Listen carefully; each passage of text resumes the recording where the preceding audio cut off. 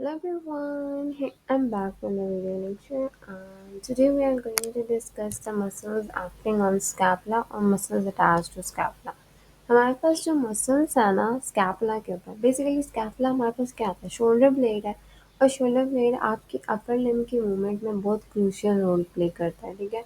एक तो मूवमेंट के भी दौरान और स्टेबिलिटी के लिए भी बहुत से मसल्स जो होते हैं क्योंकि इसके साथ अटैच हो रहे होते हैं और साथ साथ क्या कहते हैं कि ये प्रॉपर स्टेबलाइजेशन करते हैं मोबिलिटी परफॉर्म करने में हेल्प लाइक आप अगर मूवमेंट आर्म की परफॉर्म कर रहे हो ना सिंपल एग्जैक्ट तो हमारे पास स्कैपुला का उसमें काफ़ी हद तक रोल है ठीक है जो मेजर मसल्स पर अटैच होते हैं वो लेवेटर स्कैपुला है आपके पास रोम्बॉइड्स हैं मेजर माइनर दोनों ठीक है फिर सेरेटस एंटीरियर है पेक्टोरलिस माइनर है सब क्लेवियस है और ट्रेपीजियस के मतलब सारे पार्ट्स हैं जो सारे आपके पास फाइबर्स आते हैं ना अपर मिडल लोअर डिसेंडिंग में सारे फाइबर्स हैं ठीक है क्योंकि हमारे पास हर मसल जो होता है वो कंट्रीब्यूट करता है मूवमेंट में स्टेबलाइजेशन में स्कैपुला में डिफरेंट डायरेक्शन में ठीक है क्योंकि हमें ये है कि ना हमें ऐसा है कि सर मूवमेंट चाहिए ना हमें ऐसा है कि सिर्फ स्टेबलाइजेशन चाहिए तो हमें दोनों का कॉम्बिनेशन चाहिए कि हमें मूवमेंट्स के साथ स्टेबलाइजेशन भी चाहिए स्कैपुला की ताकि स्कैपुला इटसेल्फ शोल्डर जॉइंट को स्टेबलाइज भी करे हमारे पास मेजरली दोनों फंक्शन प्ले हो रहे होते हैं स्टेबलाइजेशन के भी और मूवमेंट के भी इटसेल्फ तो हमारे पास अब मेजर चीज़ ये देखने वाली है कि आपके पास अच्छा हम पहले क्या करते हैं कि हम पहले पिक्चर से सारी मूवमेंट्स को एक बार देख लेते हैं ठीक है तो फिर हम देखेंगे अब आपके पास यहाँ पे पिक्चर दिखाएंगे ठीक है ओके पहले हम एक्शंस बता देते हैं ठीक है एक्शंस ये हैं कि हमारे पास है एलिवेशन ठीक है elevation depression upward rotation downward rotation अब मूवमेंट में आपको बताती हूँ कैसे होते हैं एलिवेशन होती है जब हमारे पास अपवर्ड मूवमेंट होती है ठीक है अब हमारे पास डाउनवर्ड मूवमेंट होती है तो डिप्रेशन होती है जब हमारे पास मूवमेंट्स इन डायरेक्शन में होती है ना ठीक है तो हमारे पास क्या होती है जब अपवर्ड डायरेक्शन में होती है तो इस डायरेक्शन में होती है जहाँ पे हमारे पास शोल्डर जॉइंट के साथ स्कैपुला कनेक्ट हुई है और डाउनवर्ड डायरेक्शन में होती है तो हमारे पास ऑपोजिट साइड पे होती है ठीक है अब क्या होता है कि हमारे पास क्योंकि आपको ये चीज़ें इसलिए बताई जा रही हैं कि लाइक आपके लिए ईजी हो जाए समझना अब हमारे पास एक्शंस तो हमने देख ली क्या elevation depression upward and downward rotation but कौन से मसल्स क्या परफॉर्म कर रहे हैं वो आपको यहाँ पे बता दिया गया है ठीक है अब इस पिक्चर में उन्होंने काफ़ी अच्छे से आपको बताया है कि जब हमारे पास अपवर्ड परफॉर्म होती है तो हमारे पास कौन से मसल हेल्प करते हैं कि हमारे पास रोम्बॉइड्स ट्रेपीजियस और लेवेटर स्कैपुला हेल्प कर रहे हैं ठीक है फिर जब डाउनवर्ड मूवमेंट होती है तो ट्रेपीजियस और पेक्टोरलिस माइनर ठीक है फिर आपके पास जब आपके पास अपवर्ड रोटेशन होती है तो सेरेटस एंटीरियर पेक्टोरलिस माइनर फिर आपके पास डाउनवर्ड होती है रोम्बॉइड्स ट्रेपीजियस और लेवेटर स्कैपुला ये काम कर रहे होते हैं अब बीच में क्योंकि हमारे पास आपको ये चीज़ पता है कि मूवमेंट के दौरान भी थोड़े बहुत मसल्स काम कर रहे हैं तो उन्होंने कहा जब आप अपवर्ड दैट्स मतलब मूवमेंट के दौरान का मतलब यही है कि मूवमेंट को परफॉर्म करने में काम करें तो उन्होंने इस एरो के थ्रू आपको शो कराया है कि अपवर्ड और डाउनवर्ड रोटेशन में हमारे पास किस किस टाइम पे कैसे कैसे मसल्स काम कर रहे हैं ठीक है विद दैट आपको ये चीज़ समझनी है कि हमारे पास हम नीचे आते हैं इस चीज़ को देखते हैं ओके अब आपके पास ये चीज़ ये है कि एलिवेशन के दौरान ना ठीक है लेवेटर स्कैपुला अपर ट्रेपीजियस के फाइबर्स काम करें ठीक है फिर साथ साथ रोम्बॉइड्स भी फिर आपके पास डिप्रेशन में लोअर ट्रेपीजियस के फाइबर्स काम करते हैं बाकी सब Clavius pectoralis minor serratus interior तो काम कर रहे हैं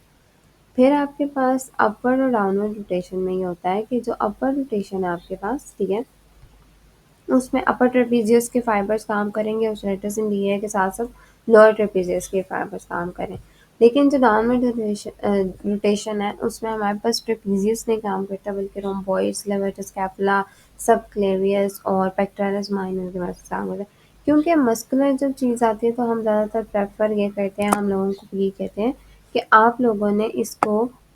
टू द पॉइंट याद करना होता है ठीक है क्योंकि आप मसल्स में कोई चीज़ छोड़ नहीं सकते ठीक है सो मेजरली आपका क्या होता है कि आप इसकी कॉन्सेप्ट बिल्डिंग कर लो ताकि आपके पास इसको याद रखने में आसानी हो ठीक है कि अपर में कौन से काम करें लोअर में कौन से काम करें अपर रोटेशन लाइक एलिवेशन डिप्रेशन में क्या क्या काम हो रहा है, अपवर्ड और डाउनवर्ड रोटेशन में क्या काम हो रहा है, ठीक है, मेजरली इस तरीके से होता है। अब हमारे पास दो मेजर फंक्शन है जो हम पहले भी डिस्कस कर रहे थे कि हमारे पास एक तो स्टेबलाइज करता है, ठीक है, दूसरा हमारे पास फैसिलिटेट करता है मूवमेंट को या हेल्प करता है मूवमेंट में, ठीक है।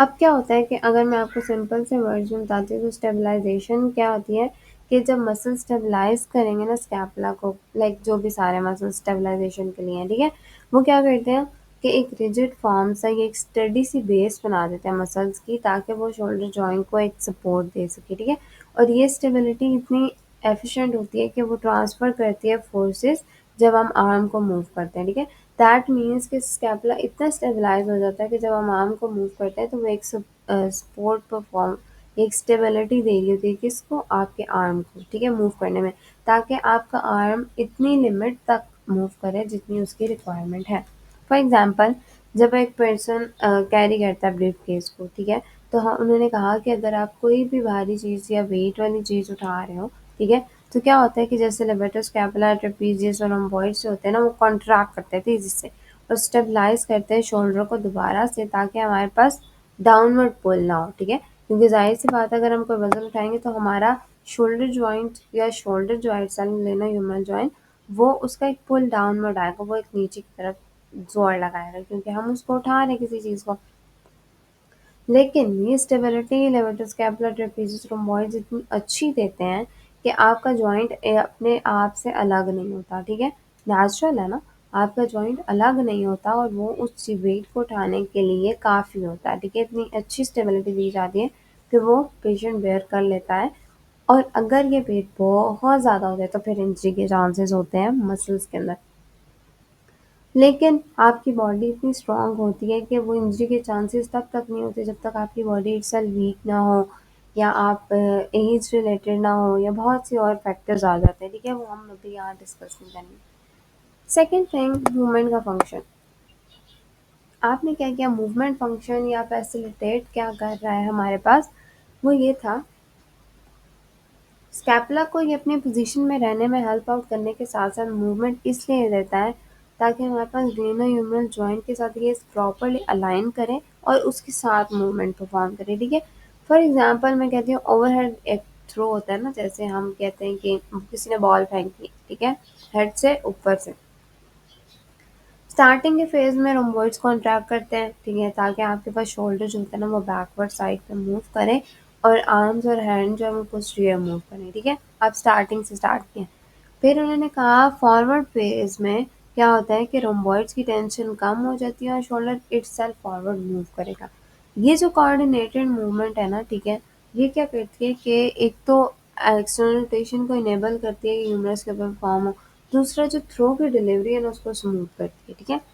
अब ये मूवमेंट्स आपको आर्म पे नहीं बताई जा रही बल्कि ये मूवमेंट्स आपको स्कैपुला के ऊपर बताई जा रही है कि वो किस तरह से उसको सिक्योर कर रहा है। रोमॉइड्स कैसे कॉन्ट्रैक्ट करते हैं जब आपका सारा आर्म और हैंड बैक साइड पे जाते हैं, ठीक है। और जब बैक से ऊपर की तरफ वापस आ रहा है फॉरवर्ड डायरेक्शन में जब आप थ्रो कर रहे हो तो उस टाइम रोम्बॉइड्स की टेंशन एकदम से रिड्यूस हो जाती है ताकि आप मूवमेंट फॉरवर्ड डायरेक्शन में लेके जाओ, ठीक है, अलाउ करती है मूवमेंट ताकि आप फैसिलिटेट हेल्प आउट करिए ना, ठीक है, वो स्टेबलाइज कर नहीं रही बल्कि वो आपको हेल्प आउट कर रही है क्या, किस चीज़ में, ताकि आप इजीली उस मूवमेंट को परफॉर्म कर सको, ठीक है। और ये जो कोऑर्डिनेटेड मूवमेंट होती है बेसिकली एक्सटर्नल रोटेशन कराती है आपके पास ह्यूमरस के ऊपर और एक स्मूथ सी डिलीवरी देती है इस चीज़ की थ्रू की, ताकि आप बॉल ज़ोर से फेंक सको। फॉर एग्जांपल क्रिकेट की बॉल है, लोग है, आप ज़ोर से थ्रो कर रहे हो, ठीक है, ड्यूरिंग बॉलिंग टाइम, तो आपका हाथ पहले पीछे जाता है फिर एकदम से आ जाता है, तो उस सारे फेज को बेसिकली रोम्बॉइड्स कंट्रोल कर रहे थे। रोम्बॉइड्स पहले कॉन्ट्रैक्ट किए इन स्कैपुला, ठीक है, आर्म की हम बात नहीं कर रहे, आर्म पे मल्टीपल मूवमेंट्स हुई हैं, लेकिन हम अभी सिर्फ बात कर रहे हैं आपके पास स्कैपुला की। स्कैपुला में सबसे पहले क्या हुआ था, कॉन्ट्रैक्ट हुए रोम्बॉइड जब बैक साइड पे, जब आगे साइड पे गए तो वापस उन्होंने क्या किया, उस रोम्बॉइड की कॉन्ट्रैक्शन को रिड्यूस कर दिया। सो दैट मीन्स कि स्कैपुला के जो मसल्स हैं दोनों बहुत वाइटल होते हैं किसमें, स्टेबिलिटी और मोबिलिटी दोनों के लिए, ठीक है, क्योंकि हमें एक प्रॉपर स्टेबलाइजेशन भी चाहिए ताकि आर्म जो है वो बहुत मतलब बहुत ज़्यादा मूवमेंट